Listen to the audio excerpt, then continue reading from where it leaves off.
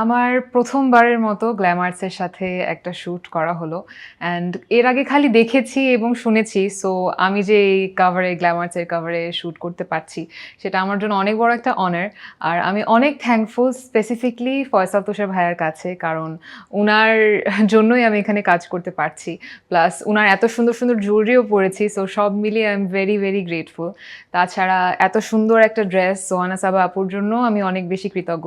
কারণ উনার ৩ টা লুক করছি, সো উনার ৩ টা লুকই এত বেশি সুন্দর। I am just very happy আজকে। আজকের আউটফিটগুলো আমার খুবই পছন্দ হয়েছে।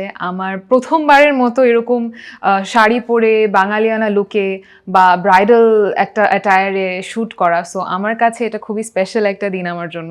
আর সেটা যেহেতু সোহানা সাবা আপুর ডিজাইনের কস্টিউম, সেটা আমার জন্য আরও বেশি স্পেশাল। সাকিব ভাইয়ের সাথে এর আগে কাজ করা হয়নি, তবে উনি এত সুন্দর করে এত কমফোর্টেবলি কাজ করেন যে প্রথমবার কাজ করেই মনে হচ্ছে যে অনেক দিন ধরে ওনাকে চিনি বা অনেক দিন ধরে ওনার সাথে কাজ করেছি।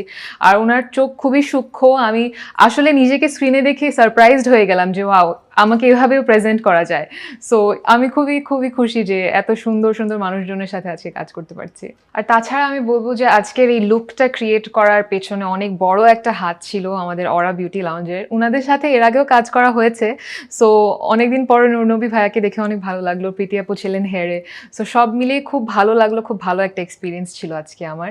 আর তাছাড়া বলবো যে গ্ল্যামার্সের দর্শকদেরকে বলবো যে থ্যাংক ইউ সো মাচ। আপনারা ২ বছর ধরে গ্ল্যামার্সের সাথে ছিলেন এবং আমিও আজকে সেই কারণে, আপনারা যে গ্ল্যামার্সকে ভালোবাসা দিয়েছেন সেই কারণে আমি আজকে গ্ল্যামার্সের একটা শ্যুট করতে পারলাম এবং আমাকেও আপনারা সেভাবে ভালোবাসা দিবেন এই আশায় আছি। Thank you so much.